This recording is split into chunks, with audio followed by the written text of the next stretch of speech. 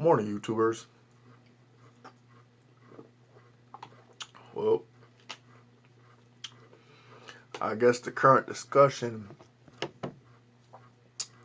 now in regards to our country and where it is currently in regards to this whole pandemic and how it's being handled and where American people stand, you know, as far as their livelihood goes. Um, I was talking to a couple of people that are friends of mine, and they said, "Why don't you talk about it on your channel?" And I said, "Really? There ain't really nothing to talk about because it's not really in the people's hands, because all people do is wait and wait, listen to all the nonsense coming out of Congress from Mitch McConnell to Nancy Pelosi or whatever, and a lot of things that I hear or that I see, you know, I listen to it with some compassion and empathy and understanding because it's like not everybody in every state, uh, is affected the same way someone else may be. Some people are hit harder, especially people who own businesses and stuff. And like they said, there's some people who invest in their business to keep it going and thriving and stuff like that, during these times so they can financially be secure and keep their business going and also, have their employees taken care of as well.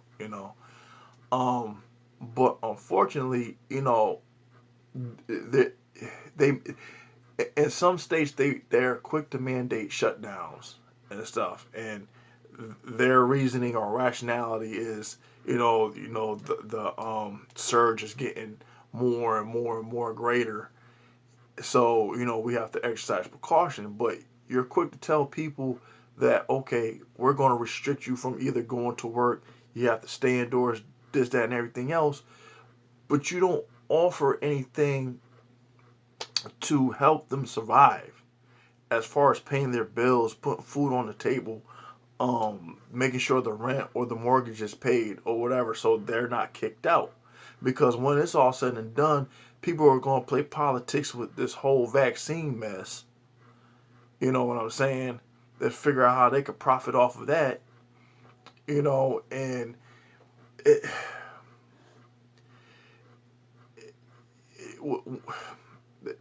the I want to say the arrogance and the stupidity on our government is due to the fact that the arrogance is that they know that they put us in a position where we have to be dependent on them and that we're at their mercy. But yet these are the people who we put in a position of power to make these decisions, not for their own self-interest and what benefits them and their policies and stuff like that, but for us, the American people. And there are other arguments that people have made. I've said it myself as well. Because when you're growing up and you get information, people can sit there and rebuttal it and give their little, you know, uh, 2 cents on where they're coming from with it.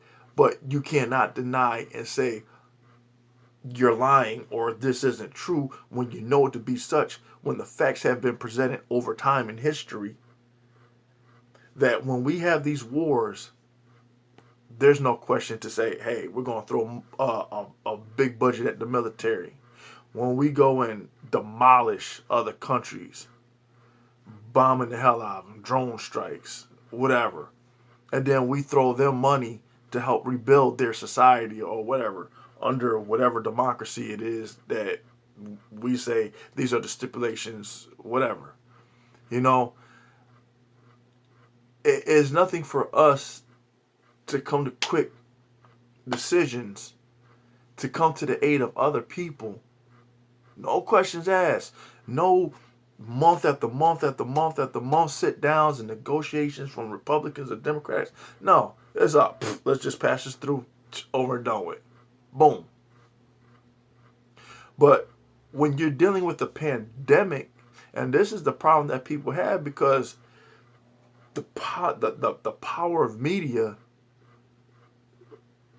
taking the good and bad with it, is that they show you and they express and they share information on, hey, well, look over here, look in this country. They got their people already set up. They're not suffering. They're not in need of, because they're taken care of. Come to America, who claims to be, oh, great and this, that, and everything else, and we so quick to want to say how great we are, better than others and stuff. Well, this is not a good, but the most poorest example of being better than other people, because by far we are not. And through the testimony of the American people, they will validate that.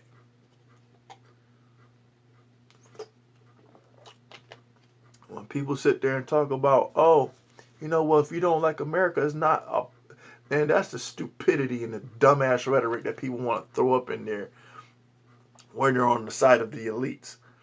They want to say, well, if you don't like this country, it's not that they don't like America, but you are allowed to be disappointed with the fucking politics and the nonsense that's taking place that are hindering its people. You're not doing the people any justice. But yet, the people who are in the positions that they are on either the Republican or Democratic side, their salaries, what, gross at least $200,000 a year. They're covered. They're not in need of. They don't care.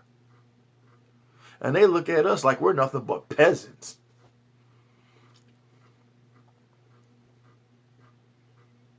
And they're taking our situations, the conditions that we are faced with, and the hardships as a joke. There's not that much damn talking that needs to be done in order to make a decision to help out your own people.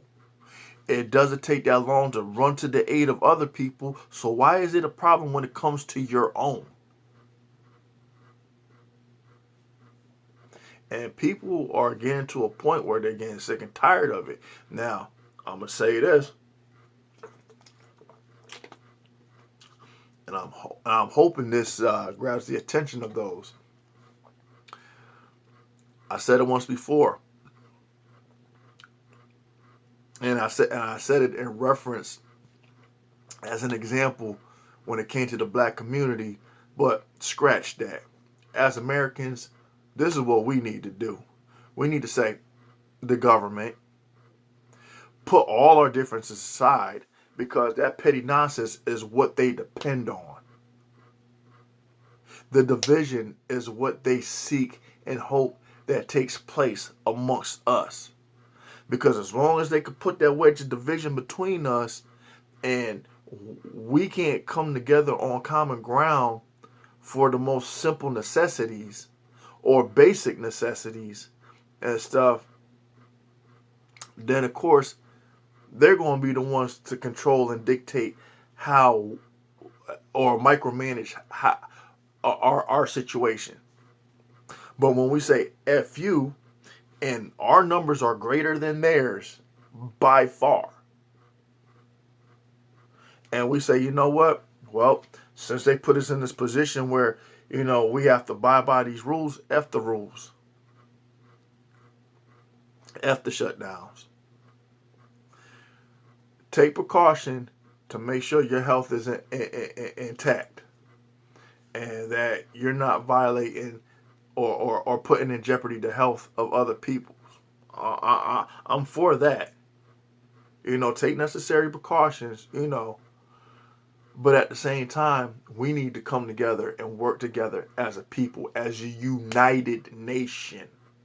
Because the government clearly, by the example of this dog and pony show this shit show of a circus that they're putting on for us at the benefit of themselves, not us. And this has been said many times over by different people on many different levels. And it's one of them things we're saying, you need to wake the F up. We need to come together and look after each other. Because once we do that, you can't hold a whole country hostage within itself. What are you going to do? There is not that much military. There's not that much policing. There's not that much.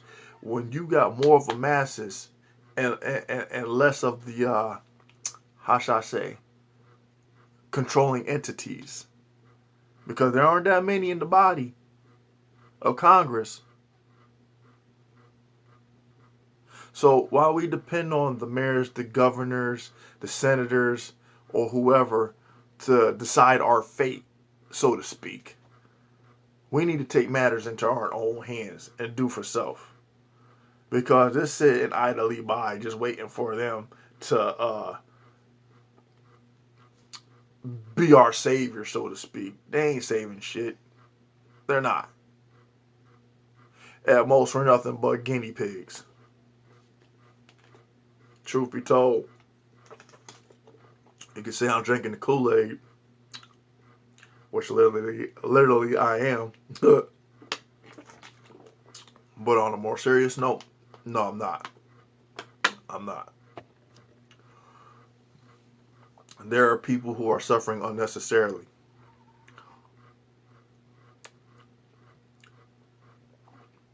It's a bunch of nonsense. That's what it is. But anyway, I just had to get that off my chest, digest my thoughts.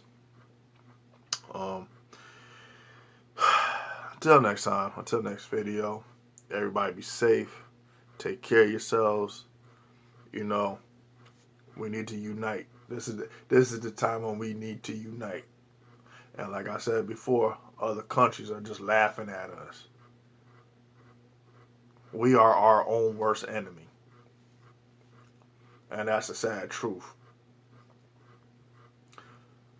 It's time we become allies amongst ourselves. Because our greatest threat isn't each other. It's those that are pitting each other against ourselves. And for what? For their entertainment? To watch us run around stressed and squirm and be uneasy and not at peace?